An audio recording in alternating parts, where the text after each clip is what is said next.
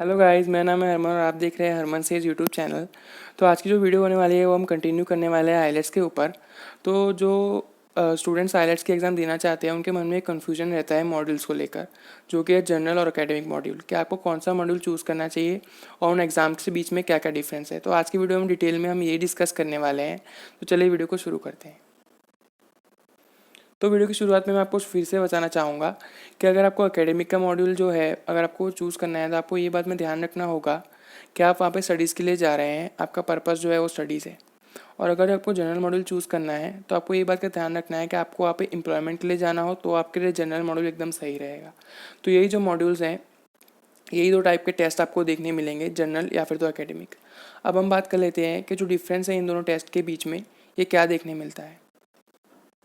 तो जितने भी टेस्ट टेकर्स है ऑल ओवर इंडिया, या फिर तो वो एकेडमिक हो या फिर तो वो जनरल मॉड्यूल दे रहे हो, उनका जो लिसनिंग और जो स्पीकिंग होता है वो सेम होता है।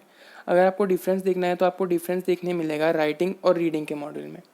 तो पहले हम बात कर लेते हैं राइटिंग के मॉड्यूल में आपको क्या डिफरेंस देखने मिलेगा। जो पार्ट 1 होगा एकेडमिक का, उसमें आपको देखने मिलेगा एक ग्राफ। आपको एक ग्राफ को डिस्क्राइब करना है। डिफरेंट टाइप के ग्राफ होते हैं जो कि आपको टेस्ट में देखने मिल सकते हैं, जैसे कि हो गया bar graph, time graph, divided bar graph हो गया, डबल बार ग्राफ हो गया। इस टाइप के आपको अलग अलग ग्राफ देखने मिलेंगे एग्ज़ाम में। अगर आप जनरल टेस्ट अटैम्प्ट करना चाहते हैं तो आपको ये बात का ध्यान रखना है, जो पार्ट 1 होगा वो आपके लिए होगा लेटर। लेटर होते हैं 3 टाइप्स के, सेमी फॉर्मल, फॉर्मल या फिर तो इनफॉर्मल। ये तीन टाइप्स के बीच में से ही आपका जो फर्स्ट पार्ट है वो आएगा। या फिर तो आपका जो फर्स्ट पार्ट होगा लेटर में वो होगा सेमी फॉर्मल होगा लेटर, या फिर तो फॉर्मल होगा, या फिर तो होगा इनफॉर्मल। अब हम बात कर लेते हैं कि जो रीडिंग का मॉड्यूल है उसमें आपको क्या डिफरेंस देखने मिलेगा। आपको उसमें कोई ज़्यादा डिफरेंस देखने नहीं मिलेगा। हालांकि एकेडमिक का जो रीडिंग होता है वो काइंड ऑफ थोड़ा सा हार्ड हो जाता है, क्योंकि उसमें लॉन्ग पैराग्राफ आपको देखने मिलेंगे। आपके होंगे उसमें 3 लॉन्ग पैराग्राफ्स। वेयरएज अगर आप जनरल के मॉड्यूल में देखते हैं तो आपको 4 पैराग्राफ्स मिलेंगे और वो काइंड ऑफ शॉर्ट होंगे। तो आप देख सकते हैं कि आपको ये चीज़ ईजी पड़ेगी। अब हम बात कर लेते हैं कौन सा टेस्ट ईजी पड़ेगा आपको। एकेडमिक टेस्ट की बात कर लेते हैं तो उसमें वो लोग बेसिकली चेक करते हैं कि जो आपकी आइडियाज़ को प्रेजेंट करने की कितनी आपकी एबिलिटी है, कॉम्प्लेक्स आइडियाज़ आप कितनी इजीली प्रेजेंट कर सकते हैं। वेयर एज अगर आप जनरल में देखेंगे तो आपको इतनी डिफ़िकल्टी देखने नहीं मिलेगी आपको राइटिंग के टास्क के अंदर। तो हालांकि हम कह सकते हैं कि राइटिंग का जो टास्क होगा वो रीडिंग का इजी हो सकता है जनरल से, क्योंकि आपको उसमें लेटर देखने मिलेगा। लेटर में आपको काफ़ी कॉम्प्लिकेशंस हो सकती हैं। पर अगर पार्ट 1 में आप रीडिंग के एकेडमिक के देखेंगे तो आपको मिलेगा एक ग्राफ, उसमें सारी इन्फॉर्मेशन आपके सामने ही होती है, आपको जस्ट उसको इंटरप्रिटेट करना है। अब हम बात कर लेते हैं रीडिंग की। रीडिंग की देखा जाए तो जनरल की आपको रीडिंग ईजी पड़ सकती है, क्योंकि उसमें आपको 4 शॉर्ट पैराग्राफ्स देखने मिलेंगे। वेयर एज अगर आप एकेडमिक की बात करें तो आपको वहाँ पे 3 ही पैराग्राफ मिलेंगे, जो कि नंबर में तो कम है पर उनकी जो लेंथ होती है वो लॉन्ग होती है। और इनकी भी एक डिफरेंस ये भी है जनरल और रीडिंग के मॉड्यूल में कि जो लैंग्वेज का जो लेवल होता है वो दोनों ही मॉड्यूल्स में डिफरेंट डिफरेंट होता है।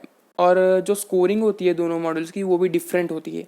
अगर आप एकेडमिक टेस्ट एक बार देंगे और अगर आपके कम बैंड आए उसमें, और अगर आप अगर आप जनरल टेस्ट देंगे और आपको उसमें ज़्यादा आए, तो आपको ये बात का ध्यान रखना है कि दोनों की जो स्कोरिंग होती है वो डिफरेंट डिफरेंट बेसिस पे होती है। अब हम डिटेल में बात करेंगे पार्ट्स ऑफ आइलेट्स के बारे में। अब हम बात करेंगे कि जो पार्ट्स ऑफ आइलेट्स होते हैं, लिसनिंग, रीडिंग, राइटिंग और स्पीकिंग, इनमें आपको किस टाइप के क्वेश्चंस देखने मिलेंगे। जैसा कि मैंने पिछली वीडियो में आपको बताया था कि जो लिसनिंग का जो टेस्ट होता है वो हमारा होता है 30 मिनट्स का, जिसमें आपको 40 क्वेश्चंस देखने मिलते हैं। और आपको ये बात का ध्यान रखना है कि जो क्वेश्चंस टाइप मैं आपको यहाँ पे बता रहा हूँ वो कॉमनली देखे जाते हैं हर एक टेस्ट में। तो सबसे पहले आपको देखने मिलेंगे मल्टीपल चॉइस क्वेश्चंस, जो कि हो गए आपके एमसीक्यूज। उसके बाद आपको देखने मिलेगा डायग्राम की लेबलिंग। वहाँ पे जो नरेटर होगा वो आपको किसी चीज़ के बारे में डिस्क्राइब कर रहा होगा और आपके सामने एक डायग्राम होगा टेस्ट में आपके, जिसको आपको लेबल करना है अकॉर्डिंगली। उसके बाद हो गया आपका sentence completion. Sentence completion exactly तो कह नहीं सकते कि फिलिंग द ब्लैंक्स की टाइप के होते हैं, बट आप मान सकते हैं कि सेंटेंस जो कंप्लीशन होता है वो फिलिंग द ब्लैंक्स के टाइप का ही होता है। अब हम बात कर लेते हैं समरी कंप्लीशन की। समरी कंप्लीशन और सेंटेंस कंप्लीशन में एक मेजर डिफरेंस ये हो सकता है कि जब आप समरी कंप्लीट कर रहे हैं तो आपको जो टेस्ट में देखने मिलेंगे सर्टेन ऑप्शंस, और जो नरेटर आपको बता रहा है उसके सिनोनियम्स आपको ऑप्शंस में देखने मिलेंगे। तो ये समरी आपकी टेस्ट करती है कि आपको इंग्लिश की कितनी नॉलेज है, क्या आपको सिनोनियम्स पता है भी कि नहीं। तो देखा जाए तो समरी काइंड ऑफ हार्ड पड़ती है। अब हम बात कर लेते हैं रीडिंग के मॉड्यूल की। रीडिंग के मॉड्यूल में आपको टाइम ज़्यादा मिलता है, जो कि होता है 60 मिनट्स। पर आपको ये बात का ध्यान रखना है कि आपको उसमें 40 क्वेश्चंस अटैम्प्ट करने हैं और आपका आंसर जो ट्रांसफ़र होगा वो भी उसी टाइम में होगा। वेयरएज़ अगर आप देखा जाए लिसनिंग में आपको 30 मिनट्स मिलते हैं टेस्ट के लिए और आपको एक्स्ट्रा 10 मिनट्स मिलते हैं आपके टेस्ट के आंसर जो है वो ट्रांसफ़र करने के लिए। रीडिंग में भी आपको देखने मिलेंगे MCQs, सेंटेंस कंप्लीशन भी आपको उसमें देखने मिलेगा और समरी कंप्लीशन भी।